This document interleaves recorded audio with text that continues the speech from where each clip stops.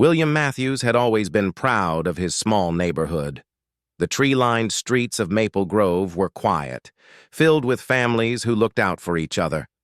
He and his wife Kate had lived in their cozy blue house for 12 years, watching children grow up and new families move in.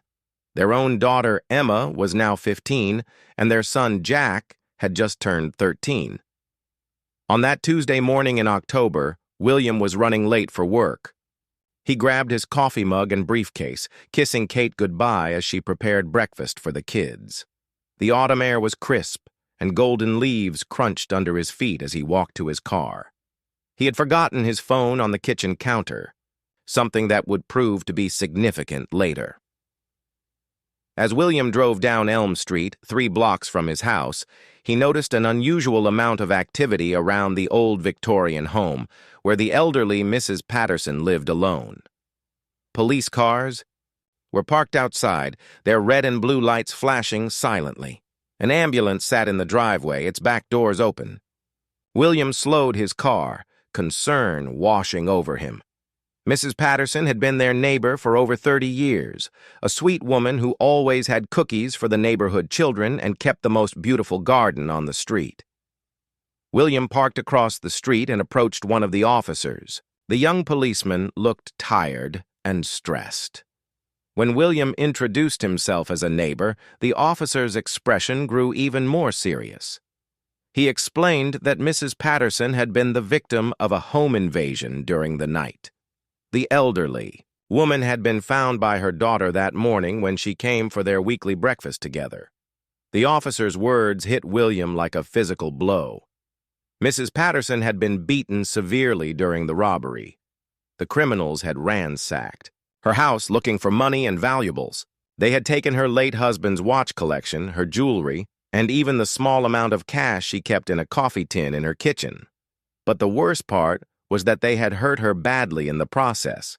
She was alive, but barely, and had been rushed to the hospital in critical condition.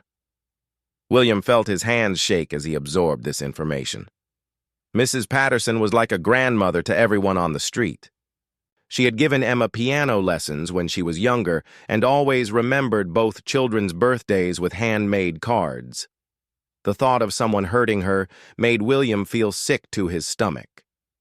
As he stood there processing the news, William noticed something that made his blood run cold. Muddy footprints led from Mrs. Patterson's backyard, across the small wooded area that separated their street from the next block, and disappeared into the trees. The footprints were fresh, made sometime during the night when the ground was soft from the previous day's rain. The officer followed William's gaze and nodded grimly. The police were already investigating the footprints, but they appeared to lead toward Maple Grove Street. Williams Street. His stomach dropped as he realized that whoever had hurt Mrs. Patterson might have been in his neighborhood, possibly walking past his house while he and his family slept peacefully. William thanked the officer and returned to his car, but he couldn't bring himself to drive to work. Instead, he sat behind the wheel, staring at Mrs. Patterson's house and thinking about how vulnerable they all were. The neighborhood had always felt so safe, so protected from the violence and crime that seemed to plague other parts of the city. Now that sense of security was shattered. He thought about Kate, probably cleaning up breakfast dishes and getting ready for her part-time job at the local library. He thought about Emma and Jack, walking to school without a care in the world, trusting that their community would keep them safe. The idea that dangerous criminals had been so close to his family made William feel helpless and afraid. After sitting in his car for 20 minutes, William made a decision. He couldn't go to work. Not today. He needed to go home and talk to Kate. She needed to know what had happened, and they needed to discuss what this meant for their family's safety. He also realized he should check on the house, make sure everything was secure. As William drove home, his mind raced with questions and fears. Had the criminals been watching other houses in the area? Were they planning to come back? Had they seen his family coming and going from their house? The short drive Home felt like the longest 5 minutes of his life. When William pulled into his driveway, everything looked normal. The morning newspapers were scattered on neighbors' lawns, a few joggers were making their rounds, and old Mr. Henderson was walking his golden retriever as he did every morning. But William now saw everything differently. Every shadow seemed threatening, every unfamiliar car seemed suspicious. He sat in his driveway for a moment, gathering his courage. He knew that once he walked through that front door and told Kate what had happened, their lives would change. The innocent sense of safety they had always taken for granted would be gone forever. But there was no choice. Kate needed to know, and they needed to figure out how to protect their family in a world that suddenly seemed much more dangerous than they had ever imagined. William turned his key in the front door, his hands still trembling from what he had witnessed at Mrs. Patterson's house. The familiar sound of the lock clicking open had always been comforting, but now it reminded him how easily someone could break in if they really wanted to. He stepped inside, calling out to Kate. Kate appeared from the kitchen, drying her hands on a dish towel. Her smile faded immediately when she saw William's pale face and worried expression. She had known her husband for 18 years, and she could read his moods better than anyone. Something was terribly wrong. William sat Kate down at their dining room table and told her everything. He watched her face change from confusion to shock to horror as he described the scene at Mrs. Patterson's house. Kate's eyes filled with tears when William explained how badly the elderly woman had been hurt. Mrs. Patterson had taught Kate how to grow tomatoes when they first moved to the neighborhood, and the two women had remained close friends over the years. Kate's tears turned to fear when William mentioned the footprints leading toward their street.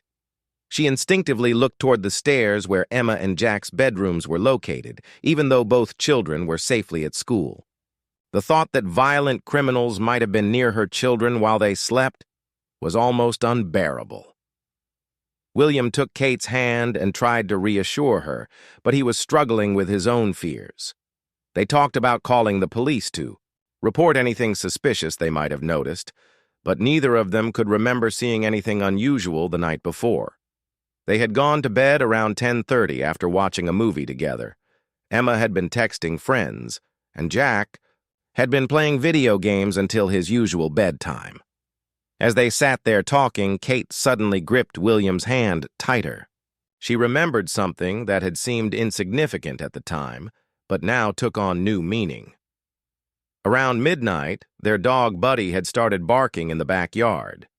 Kate had gotten up to look out the bedroom window, but she hadn't seen anything in the darkness. She had assumed it was just a raccoon or possum that had wandered into their yard. Now she wondered if Buddy had been trying to warn them about something much more serious. William felt his chest tighten as Kate described Buddy's unusual behavior. Their golden retriever was generally calm at night and rarely barked without a good reason. If Buddy had sensed strangers in the area, it meant the criminals had been very close to their house. The thought made William feel sick with worry about what could have happened to his family.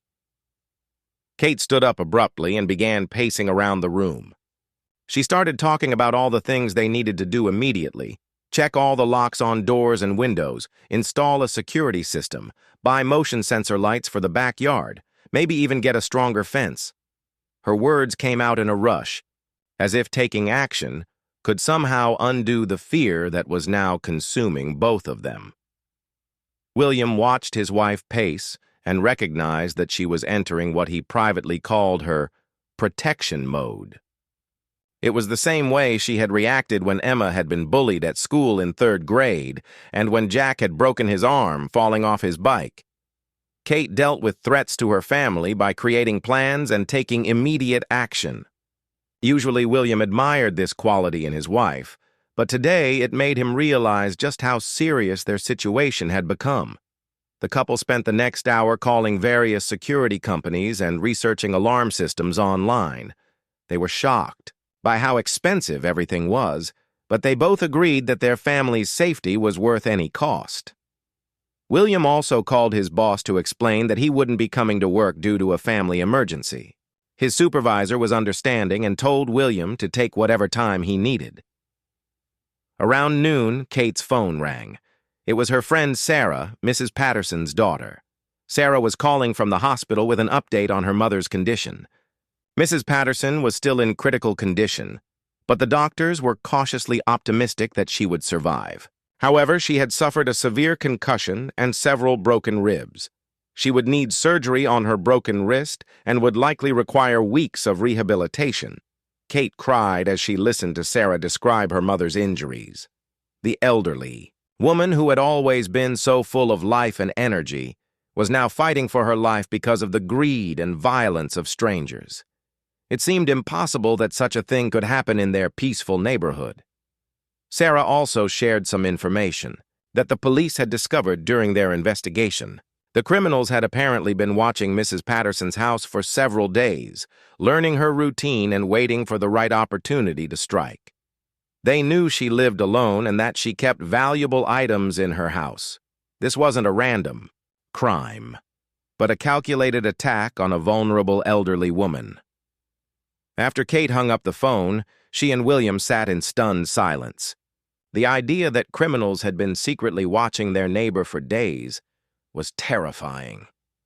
It made them both wonder who else might be watching their family, learning their schedules, and planning to hurt them.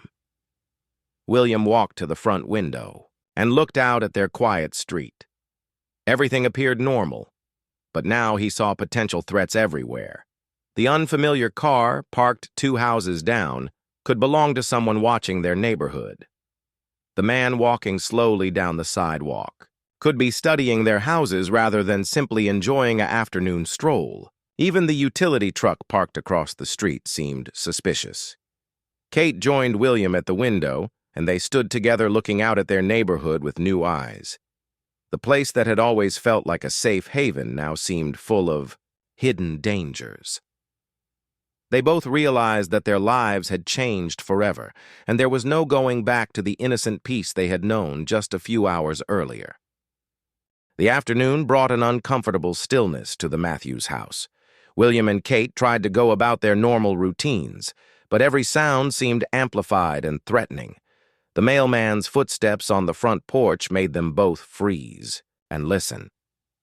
The neighbor's car door slamming made Kate jump and peer nervously through the curtains.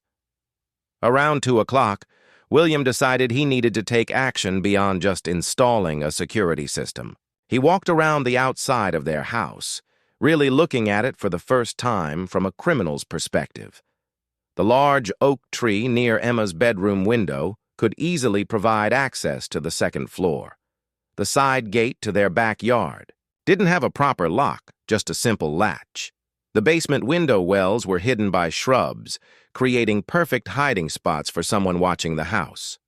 William made a list of all the security weaknesses he discovered, and the list was much longer than he had expected. Their house, like most homes in the neighborhood, had been built with comfort and aesthetics in mind, not security. The large windows that let in beautiful natural light also provided clear views of their family's activities. The welcoming front porch that they loved for summer evenings also offered multiple places for someone to hide in the shadows. While William was outside, Kate was inside dealing with her own growing anxiety. She kept thinking about Mrs. Patterson lying helpless in the hospital and wondering if their family could be next. Kate found herself checking and rechecking the locks on all the doors, even though she had already secured them multiple times. She also called the school to make sure Emma and Jack were safe, though she didn't tell them what had happened to Mrs. Patterson. When the children came home from school, William and Kate faced the difficult decision of what to tell them. They didn't want to terrify Emma and Jack, but they also needed their children to be aware and careful. They decided to explain that there had been a break-in in the neighborhood and that everyone needed to be extra cautious for a while. Emma, who had always been mature for her age, immediately understood the seriousness of the situation. She asked thoughtful questions about what had happened and what the family would do to stay safe. Jack, being younger, seemed more excited than scared by the idea of getting a security system and motion lights. He started making suggestions about getting guard dogs and security cameras, treating it almost like a game. That evening, the police came to their door. Officer Martinez, a kind woman in her 30s, wanted to interview all the neighbors about anything suspicious they might have seen in recent days. William and Kate told her about Buddy's unusual barking around midnight, and Officer Martinez wrote down every detail carefully. She explained that the police were trying to piece together the criminal's movements, and any information could be helpful. Officer Martinez also shared some disturbing news. The footprints they had found did indeed lead toward Maple Grove Street, and they had discovered evidence that the criminals had spent time hiding in the small park at the end of William's block. They had apparently been watching multiple houses in the area, not just Mrs. Patterson's. The police found candy wrappers and cigarette butts hidden behind the large monument in the park, suggesting the criminals had been there for hours. This information made William feel even more violated and afraid. The park where his children played was only 3 houses away from their home. Emma often went there with friends, and Jack loved to ride his bike around the walking paths. The thought that violent criminals had been lurking in this safe space, possibly watching his children, made William feel physically ill. After Officer Martinez left, the family had a serious discussion about new safety rules. Emma and Jack would no longer be allowed to walk alone anywhere in the neighborhood, even during daylight hours. They would need to call for rides instead of walking to friends' houses. They couldn't play in the park until further notice. The children accepted these restrictions without complaint, sensing their parents' fear and understanding that the rules were necessary. That night, neither William nor Kate could sleep. They took turns getting up to check the locks and peer out the windows. Every small sound in the house seemed amplified, and every creak or settling noise made their hearts race. Buddy seemed to sense their anxiety and stayed unusually alert, his ears perked up and ready to bark at any disturbance. Around 2 in the morning, Kate was lying in bed listening to William's restless breathing when she heard a sound that made her blood freeze. It was the same sound that had awakened her the night before, but now she recognized it with horrible clarity. Someone was walking slowly through the leaves in their backyard, trying to move quietly, but not quite succeeding. Kate grabbed William's arm and whispered urgently in his ear. They both lay perfectly still, straining to hear every sound from outside. The footsteps moved slowly across their backyard, paused near the back door, and then continued toward the side of the house. William grabbed his cell phone, ready to call the police, but he wanted to be sure of what they were hearing before he made the call. The sounds continued for several more minutes, moving around the perimeter of their house. Someone was definitely out there, and they were taking their time studying the property. William and Kate held each other tightly, both thinking the same terrifying thought. The criminals who had hurt Mrs. Patterson had returned, and now they were targeting the Matthews family. Finally, after what felt like hours but was probably only 10 minutes, the sounds faded away. William waited another few minutes before carefully moving to the bedroom window and looking outside. He couldn't see anyone in the darkness, but he noticed something that made his stomach drop. The motion sensor light they had installed that afternoon near their back door was not working. Either it had malfunctioned or someone had deliberately disabled it. William knew they couldn't wait until morning to call the police. Their family was in immediate danger, and they needed help. Right away! William's hands shook as he dialed 911, whispering into the phone so he wouldn't wake Emma and Jack. The dispatcher took his information calmly and assured him that officers were already on their way. She advised William to stay inside with his family and keep the phone line open until the police arrived. Kate had gone to check on the children, moving silently down the hallway to make sure they were still sleeping safely in their beds. Both Emma and Jack were sound asleep, unaware of the danger that had been lurking outside their home. Kate stood in the doorway of each bedroom for several minutes, watching her children sleep and feeling overwhelmed with the need to protect them. Within 5 minutes, William could see the flashing lights of police cars approaching their street. The officers were being careful not to use their sirens, trying to catch the intruders if they were still in the area. William watched from his bedroom window as 3 patrol cars positioned themselves around the neighborhood, and officers with flashlights began searching yards and checking behind cars. Officer Martinez was among the responding officers, and she came directly to William's front door. William let her in quietly, and she immediately asked detailed questions about exactly what they had heard and when. Kate joined them in the living room, and together they described the slow, deliberate footsteps that had circled their house. Officer Martinez told them that 2 other families on nearby streets had also reported suspicious activity that night. Someone had been testing door handles and looking in windows throughout the neighborhood. The police believed it was the same group that had attacked Mrs. Patterson, and they were apparently planning their next targets. The news that other families were also being watched and threatened made William feel a mixture of relief that his family wasn't alone and terror that the situation was much bigger than he had realized. Officer Martinez explained that the police department was taking the threat very seriously and would be increasing patrols in the area. However, she also recommended that families take additional precautions and consider staying somewhere else for a few days while the investigation continued. The suggestion that they might need to leave their home hit William like a physical blow. This was their sanctuary, the place where they had built their life together and raised their children. The idea of being forced to flee because of criminals made him feel angry and helpless at the same time. Kate, however, was already thinking practically about where they could go. Her sister lived about 30 minutes away in a different town, and she had a large house with plenty of room for guests. William's parents lived even further away, but they would welcome the family with open arms. The question wasn't where they could go, but whether running away was the right thing to do. After Officer Martinez left with her fellow officers to continue searching the neighborhood, William and Kate sat in their living room and wrestled with an impossible decision. Should they pack up their family and leave their home, possibly for weeks, until the criminals were caught? Or should they stay and try to protect their property and their normal life? William felt like staying and fighting was the more courageous choice. But Kate argued that protecting their children was more important than protecting their house. She pointed out that Mrs. Patterson had tried to defend her home, and look what had happened to her. Kate wasn't willing to risk her family's lives for the sake of their possessions or their pride.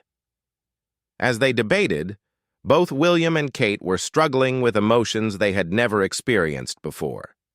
William felt like he was failing as a husband and father because he couldn't keep his family safe in their own home. Kate felt guilty for wanting to run away instead of standing their ground. Both of them were angry that criminals had taken away their sense of security and were now forcing them to make impossible choices.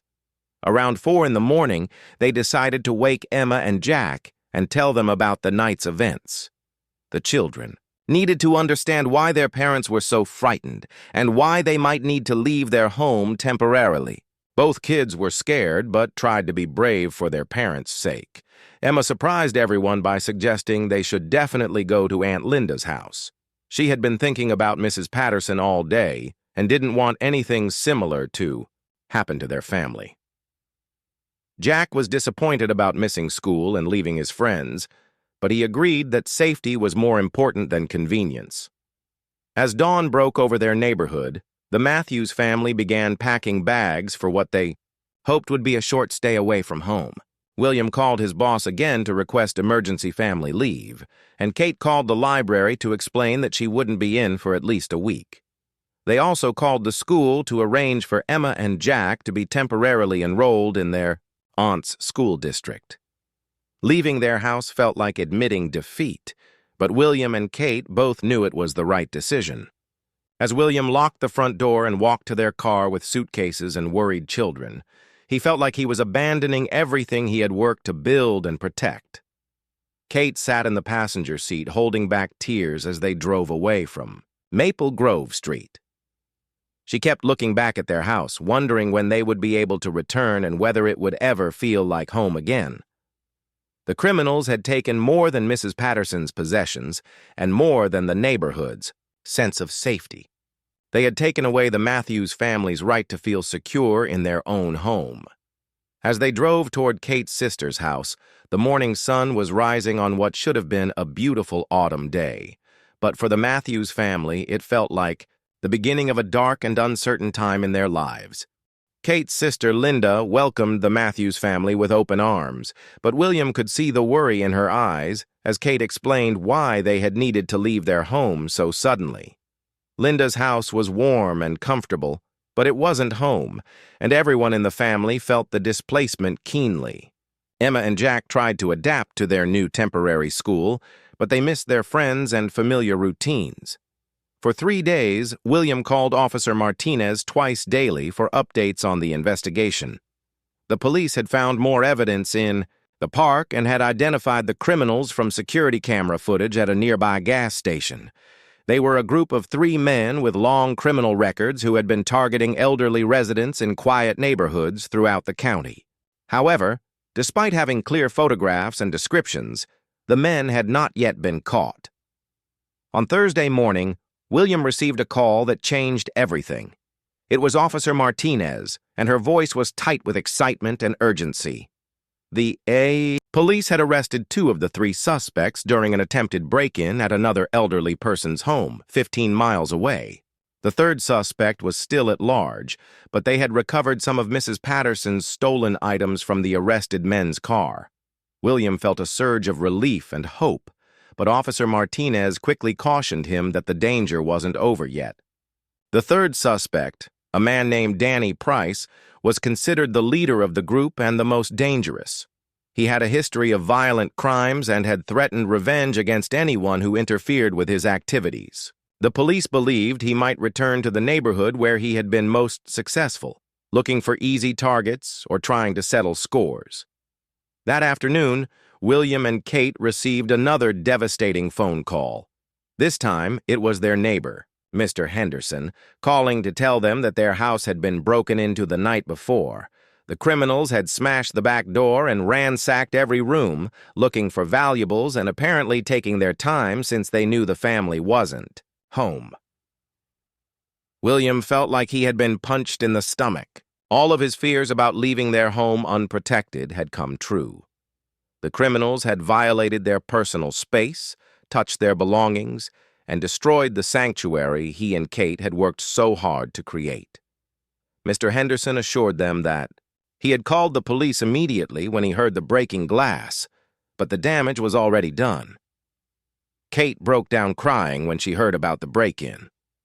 All of her grandmother's jewelry, which she kept in a small box on her dresser, had been stolen. Photo albums from the children's early years had been scattered and damaged.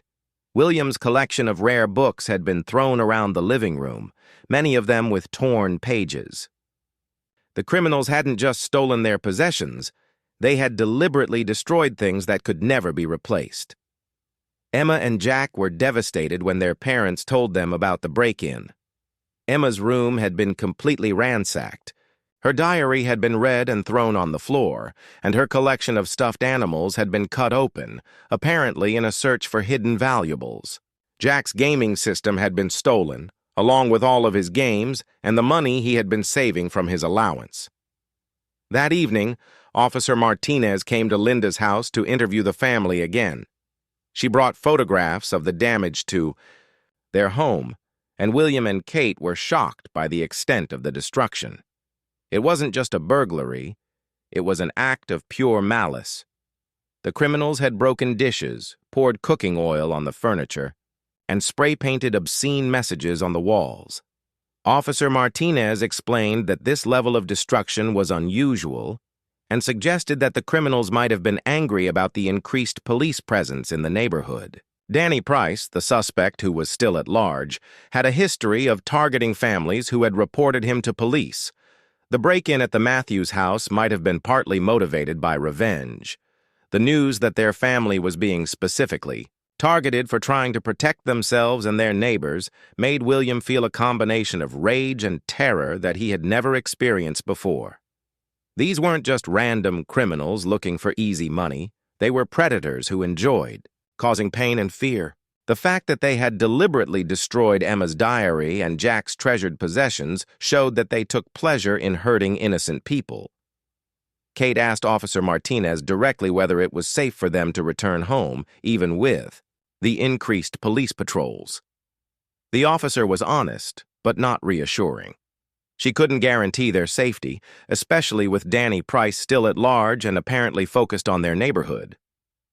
She recommended that the family stay away from their home until all the suspects were captured.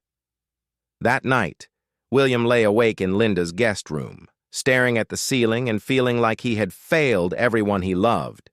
His house was destroyed. His children were traumatized and displaced, and his wife was crying herself to sleep every night. The criminals had taken more than their possessions. They had taken away his ability to provide security and stability for his family. Kate was struggling with her own feelings of guilt and helplessness. She kept thinking about all the family heirlooms and irreplaceable memories that had been destroyed. Her grandmother's engagement ring, which she had planned to give to Emma someday, was gone forever. The baby books she had carefully maintained, for both children had been torn apart. Years of family photographs had been scattered and damaged. The next morning brought news that filled the Matthews family with both hope and dread. Danny Price had been spotted in their neighborhood again, apparently watching the police who were still investigating the break-in at their house. The police had set up surveillance and were confident they would capture him soon, but his presence so close to their home was terrifying. William realized that their ordeal was far from over, and that even when all the criminals were caught, it would take a long time for his family to feel safe again. On Saturday morning, exactly 1 week after Mrs. Patterson's attack, Officer Martinez called William with news that would finally bring some closure to their nightmare. Danny Price had been arrested during the early morning hours while attempting to break into another house in their neighborhood. He had been caught red-handed with burglary tools and some of the items stolen from the Matthews home. William felt an enormous weight lift from his shoulders when he heard that all 3 criminals were finally in custody. For the first time in a week, he could breathe deeply without feeling that his family was in immediate danger. Kate cried with relief when William told her the news, and both Emma and Jack seemed to relax for the first time since they had left their home. However, Officer Martinez also prepared them for what they would find when they returned home. The police investigation had required them to dust for fingerprints and collect evidence from every room, adding to the mess the criminals had already created. Professional cleaners had been hired to remove the spray paint and clean up the cooking oil, but the house would still need extensive repairs and renovation. When the Matthews family finally returned to their home on Sunday afternoon, William had to stop the car in the driveway and take several deep breaths before he could bring himself to open the front door. Kate took his hand and squeezed it tightly, reminding him that they were facing this together, as they always had. Opening the front door felt like entering a foreign place that just happened to have their address. The familiar furniture was there, but everything felt different, contaminated by the presence of strangers who had touched and destroyed their most personal belongings. The house smelled of cleaning chemicals and fingerprint powder, not the warm sense of home that William remembered. Emma and Jack were quiet as they walked through the rooms, seeing their violated spaces for the first time. Emma's bedroom was the hardest for her to enter. Her parents stood with her as she surveyed the damage to her private sanctuary. Her posters had been torn down, her clothes had been thrown around, and her diary lay open on the floor where the criminals had left it after reading her most private thoughts. Jack's room was equally disturbing. His carefully organized collection of model airplanes had been smashed, apparently for no reason other than the criminal's desire to destroy something a child loved. His homework and school projects had been scattered and trampled. The room that had once been his safe retreat now felt hostile and unsafe. William and Kate's bedroom had been searched thoroughly, with dresser drawers pulled out and their contents dumped on the floor. Kate's jewelry box had been emptied, and many items with sentimental value had been taken or destroyed. The photograph of their wedding day that had always sat on William's nightstand had been thrown across the room, its frame shattered. As the family surveyed the damage together, William realized that the criminals had stolen much more than money and possessions. They had taken away the sense of privacy and security that makes a house feel like home. Every room now held memories of violation and fear that would be difficult to overcome. But gradually, as they began the process of cleaning and organizing, William noticed something remarkable happening. His family was pulling together in ways they never had before. Emma, despite her own trauma, helped comfort Jack when he became upset about his destroyed belongings. Jack, usually focused on his own interests, spent hours helping his parents sort through damaged items and deciding what could be saved. Kate, who had initially been devastated by the loss of her grandmother's jewelry, began focusing on the family, heirlooms and photographs that had survived. She realized that the most important things, her husband and children, had been protected and were still with her. The material possessions could be replaced or lived without. William found himself appreciating his family's strength and resilience in ways he had never noticed before. The crisis had revealed how much they meant to each other and how they could support one another through even the most difficult circumstances. He began to understand that their real security didn't come from locks and alarm systems, but from their love and commitment to each other. The process of rebuilding their home took months.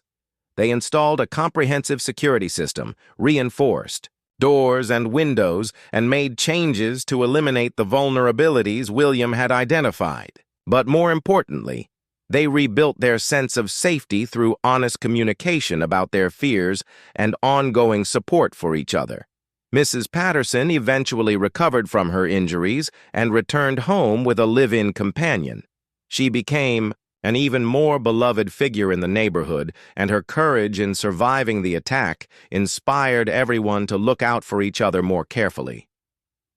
The Matthews family learned that they were stronger than they had realized, and that home is not just a place, but the people who love and protect each other within its walls. William and Kate still locked their doors carefully each night, but they slept peacefully knowing that they had faced their worst fears together and emerged closer than ever. Their story became one of resilience and the power of family bonds to overcome even the most frightening challenges life can present.